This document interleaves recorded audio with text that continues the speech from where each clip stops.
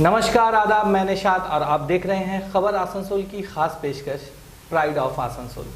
आज हमारे दरमियान मौजूद हैं रानीगंज चेंबर ऑफ कॉमर्स के अध्यक्ष और समाज सेवी संदीप भलोटिया। वैसे तो इस लॉकडाउन और कोरोना काल में सैकड़ों तंजीमों ने, सैकड़ों लोगों ने ज़रूरतमंदों की मदद की है, लेकिन एक नाम रानीगंज में जो सबसे ज़्यादा सुना जा रहा है वो है संदीप भलोटिया। संदीप सर, आपका खबर आसनसोल के प्राइड ऑफ आसनसोल में स्वागत है। धन्यवाद सर। सबसे पहले आप बताइए कि आप अपनी तरफ से और अपनी तंजीम रानीगंज चेंबर ऑफ कॉमर्स की तरफ से इस कोरोना काल में लोगों के लिए क्या क्या कदम उठाए हैं? देखिए, हमारी दो तरह की एक्टिविटीज़ है, बिजनेस डेवलपमेंट एक्टिविटीज़ और बिजनेस से संबंधित जो भी प्रॉब्लम्स है उनको सॉल्यूशन करना, और इसके साथ ही आम जनों यानी कि हमारे जो नन मेंबर्स है और रानीगंज के जो लोग हैं उनसे संबंधित इश्यूज को कंसर्न डिपार्टमेंट्स या व्यक्तियों के बीच उठाना और उनका निराकरण करना।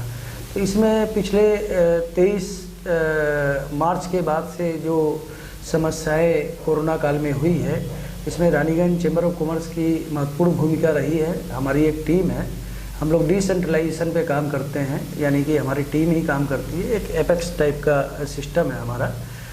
तो मैं समझता हूँ कि इसमें जितना संभव हो सका है हमारी टीम ने काफ़ी अच्छा काम किया है। कोरोना के बढ़ते प्रभाव को कम करने के लिए हमारी टीम ने एडमिनिस्ट्रेशन के साथ, पुलिस प्रशासन के साथ मिलकर इतना अच्छा काम किया कि आज हम लोग काफ़ी सुरक्षित महसूस करते हैं। व्यापारियों को कहीं भी कोई दिक्कतें नहीं आई है, अगर कोई दिक्कत आई भी है तो उसका सॉल्यूशन प्रशासन के साथ मिलकर हम लोगों ने किया है। और इसमें प्रशासन का भी काफ़ी योगदान रहा है, उनका काफ़ी रुख, चाहे वो पुलिस प्रशासन हो या एडमिनिस्ट्रेशन हो, अच्छा रोल रहा है इसमें, जिसमें हम लोगों ने सारे शहर को कई बार सारे शहर को कई बार हम लोगों ने सैनिटाइज किया है, और रेगुलर कई बैंकों को, post office, police station, BDO office, यहाँ तक कि हम लोगों ने आपके आसनसोल के पहले तक कई पुलिस स्टेशन, जिसमें श्रीपुर और एसीपी ऑफिस, ट्रैफिक साइड 2, इन सबको भी हम लोगों ने सैनिटाइज किया और कई बार किया। मास्क का हम लोगों ने वितरण किया। रानीगंज ब्लॉक लेवल पर जितने भी क्वारंटाइन पर्सन थे, तकरीबन सभी व्यक्तियों के लिए भोजन की व्यवस्था हमारे मेंबर्स की तरफ से की गई। उनके लिए शुरुआती दौर में काफ़ी ऊहापोह की स्थिति थी, जितने भी क्वारंटाइन पर्सन थे काफ़ी मेंटली उनको प्रॉब्लम हो रही थी। डे टू डे की उनके पास सुविधाएं नहीं थी, जिसमें टूथपेस्ट से लेकर साबुन, मूड़ी, कंघी, ऐसी बहुत सारी छोटी छोटी चीज़ें थी जो हमारे रानीगंज के हमारे मेंबरों ने और रानीगंज की महिलाओं ने सहायता दी, जो रानीगंज चैम्बर के थ्रू हो पाई। और व्यापारियों को लोडिंग अनलोडिंग से संबंधित प्रॉब्लम, या कई एक बार ऐसा हुआ कि दुर्गापुर से कई ओसी ने या बड़जोड़ा से ओसी ने, ऑफिसर इंचार्ज ऑफ थाना, यहाँ तक कि गंगा जल घाटी के ओसी ने फ़ोन किया शुरुआती 15-20 दिन में कि उनके यहाँ जो दिक्कत आ रही है खाने पीने की चीज़ों को लेकर, तो हम लोगों ने उसका सॉल्यूशन किया। और व्यापारियों को, हमारे रानीगंज चूँकि एक बहुत बड़ी होलसेल मंडी है साउथ बंगाल में, और यहीं से पूरे साउथ बंगाल में और झारखंड के एक बड़े हिस्से में माल जाता है, तो हम लोगों ने कोऑर्डिनेट कर यह व्यवस्था की कि रानीगंज से कहीं भी खाने पीने के सामानों की आपूर्ति में न कोई शॉर्टेज हो और न दाम बढ़ पाए। ये एक बहुत बड़ी सफलता रानीगंज चेंबर ऑफ कॉमर्स की रही है, जिसमें हमारे मेंबर्स और हमारे कमेटी मेंबर्स का योगदान बहुत अधिक रहा है। एक कामयाब बिजनेसमैन, एक कामयाब समाज सेवी, उसके बाद अचानक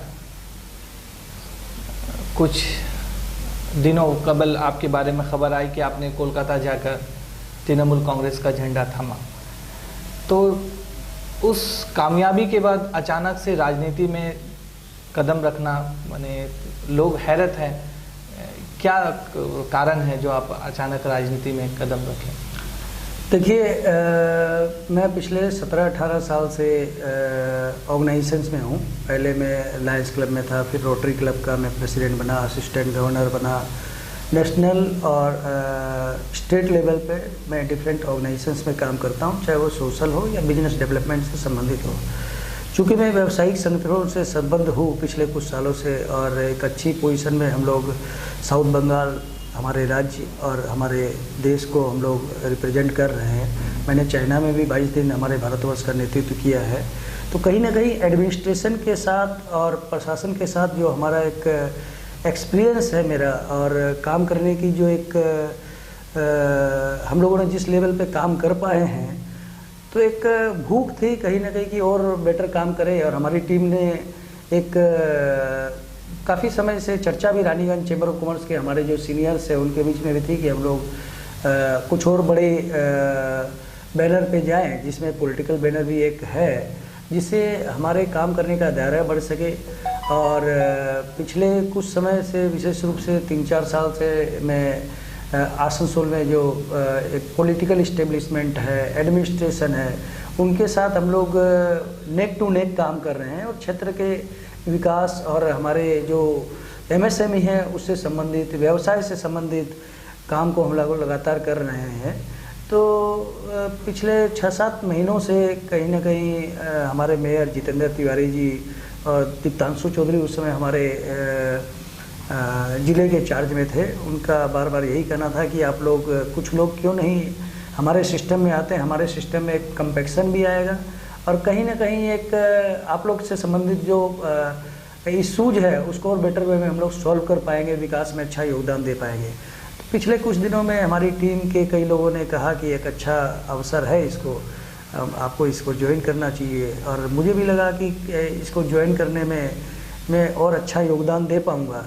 तो इससे बेहतर फ़िलहाल तो और कुछ मेरे लिए जो काम करने का एक जरिया है, यही उचित लगता है। बाकी तो क्या कर पाऊँगा ये तो समय के गर्भ में है।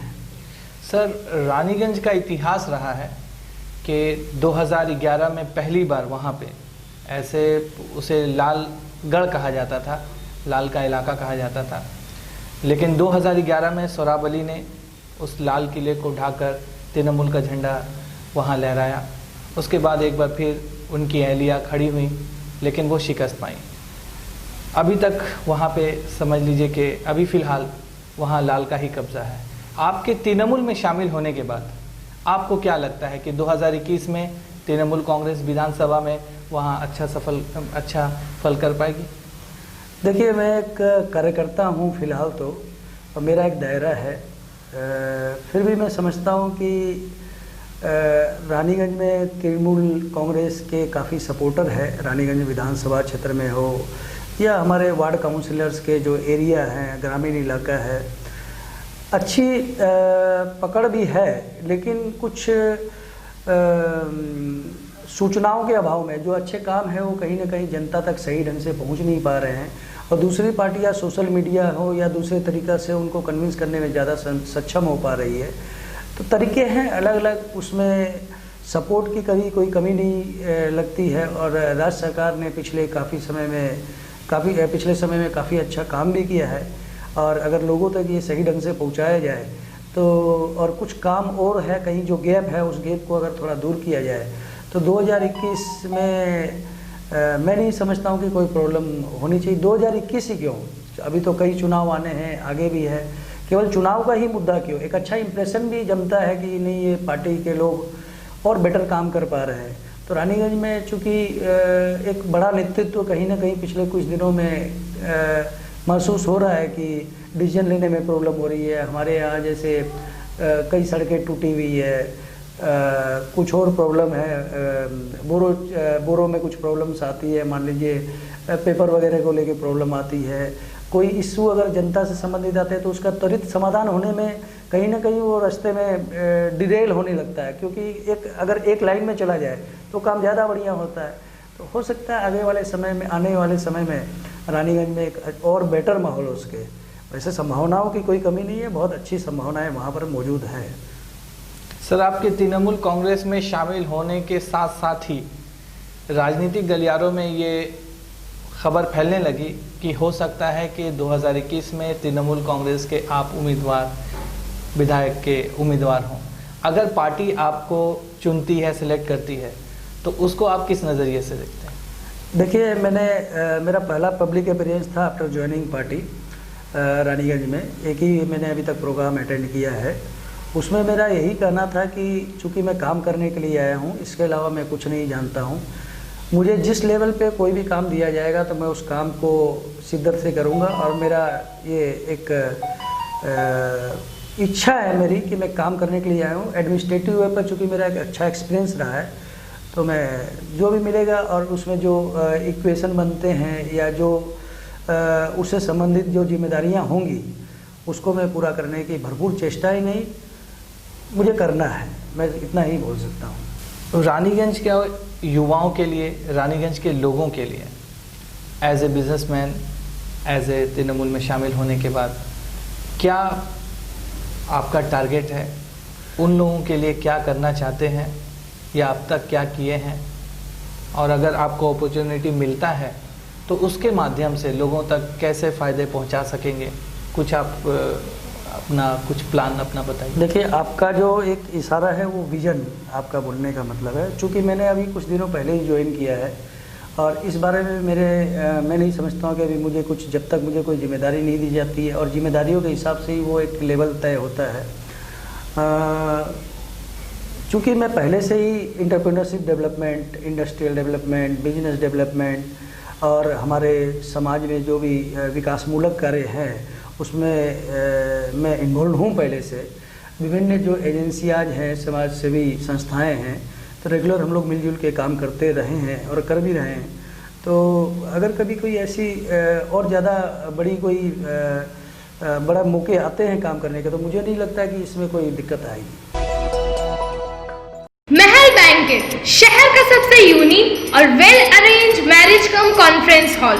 शादी ब्याह और दूसरे प्रोग्राम के लिए जरूर बुक करें। 10,000 स्क्वायर फीट लॉन एरिया और 6,000 स्क्वायर फीट पार्किंग एरिया के साथ furnished AC rooms, multipurpose AC halls, 24 hours power backup, 24 hours drinking water और लिफ्ट फैसिलिटी का बंदोबस्त है। लाइटिंग, डेकोरेशंस, चेयर टेबल्स भी दस्तयाब हैं। हमारा पता है महल बैंकेट, हाटन रोड नियर दानिशगाह स्कूल।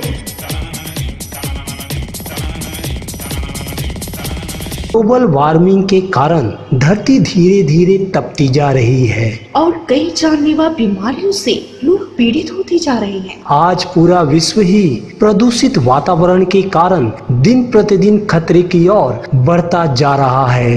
आइए हम सब मिलकर प्रण लें, अपने आसनसोल को इस खतरे से बचाएं। आसनसोल नगर निगम की ओर से अनुरोध किया जा रहा है कि आप सभी दुकानदार, थोक विक्रेता एवं खुदरा विक्रेता या होकर पॉलिथीन या प्लास्टिक का व्यवहार ना करें। आसनसोल नगर निगम इलाके में पॉलिथीन या प्लास्टिक की थैलियों का निर्माण, भंडारण, बाहर से मंगवाना, बेचना एवं परिवहन करने पर पूर्णतः रोक है। मात्र 50 से ज्यादा माइक्रोन की प्लास्टिक व पॉलिथीन ही व्यवहार में लाएं। अपने शहर को स्वच्छ एवं साफ रखने के साथ साथ अपनी सेहत का भी रखें ख्याल। सार्वजनिक स्थानों पर पान मसाला गुटखा धूम्रपान व्यवहार ना करें। आसनसोल नगर निगम प्रशासन की ओर से आप सभी से अनुरोध किया जा रहा है कि आसनसोल को प्रदूषण मुक्त बनाने के लिए ज्यादा से ज्यादा संख्या में पेड़ पौधे लगाएं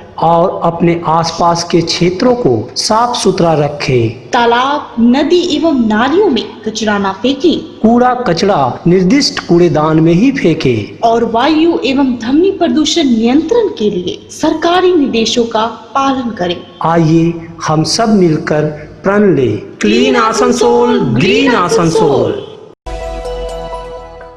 सर, आपने इस कोरोना काल में लोगों के दरमियान एकदम फ्रंट में आके काम किया है। आए दिन संक्रमण बढ़ रहा है, संक्रमित लोग बढ़ रहे हैं, बेरोजगारी बढ़ रही है। एज ए बिजनेसमैन आप क्या हमारे दर्शकों के ज़रिए या हमारे चैनल के ज़रिए दर्शकों को क्या पैगाम देना चाहेंगे? देखिए, Raniganj chamber of commerce eastern India का सबसे बड़ा और सबसे पुराना चैम्बर ऑफ कॉमर्स माना जाता है कलकत्ता के बाहर। हमारी जवाबदेही हमारे मेंबर्स और समाज के प्रति है। अपनी जिम्मेदारी को समझते हुए हमारी टीम ने सिर्फ कोरोना काल ही नहीं, पहले भी हम लोग करते आ रहे हैं। कोरोना काल में विशेष रूप से हमारी टीम ने रेगुलर काम किया है, जिसमें तरह तरह के हम लोगों ने अवेयरनेस प्रोग्राम किए हैं। कोरोना से संबंधित रोकथाम के जितने भी उपाय हैं हम लोगों ने, चाहे वो BDO ऑफिस हो, SDO ऑफिस हो, ADM साहब से इंस्ट्रक्शन हो या पुलिस डिपार्टमेंट से इंस्ट्रक्शंस और सजेशंस और सहयोग की जो हो, हम लोगों ने सब जो संभव हुआ किया। हमारे मेंबर्स ने काफ़ी अच्छा योगदान भी दिया। चीफ मिनिस्टर फंड में भी एक अच्छी राशि का हम लोगों ने योगदान दिया। रेगुलर बने हुए हैं हमारे लोग, ताकि हमारे मेंबर्स और क्षेत्र के लोगों को कोई तकलीफ़ नहीं हो या कम से कम हो। कहीं कोई अगर इंटर डिपार्टमेंटल संवाद की कमी होती है तो वो भी हम लोग करते हैं। और यहाँ तक कि रात को 1 बजे भी हमारे यहाँ कोई फ़ोन आता है तो वो किसी को कोई मेडिकल संबंधित प्रॉब्लम हो तो हम लोग संबंधित अधिकारियों को बताते हैं। एक बड़ा मुद्दा रहा है कोरोना काल में कि व्यापारियों का और इंडस्ट्रीज का व्यापार काफ़ी बाधित हुआ है, बहुत बुरी तरह बाधित हुआ है।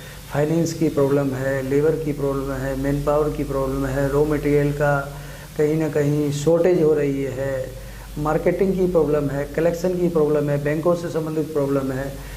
चेष्टा की है हमारी टीम ने, और हमारे चूँकि डिसेंट्रलाइजेशन है, हमारे कई कमेटी चेयरमैन हैं, जितने भी संभव हो सके। कल भी हमारी मीटिंग थी हम लोग की, बैंकिंग कमेटी से संबंधित हो, पोस्ट ऑफिस से संबंधित हो, कई मुद्दे हैं, रेगुलर कर रहे हैं। और मैं आपके चैनल के माध्यम से यही कहना चाहूँगा हमारे क्षेत्र के व्यवसायियों और इंडस्ट्रीज को, अगर कोई भी प्रॉब्लम हो तो आप रानीगंज चैम्बर ऑफ कॉमर्स से संपर्क कर सकते हैं। हमारी टीम हमेशा तैयार है, हमारे क्षेत्र के व्यवसायियों, हमारे क्षेत्र के इंडस्ट्रीज, और अगर जनता से संबंधित कोई मुद्दे हैं जिसे हम सॉल्व कर सकें तो हम लोग हमेशा तैयार हैं इसके लिए। बहुत बहुत शुक्रिया सर।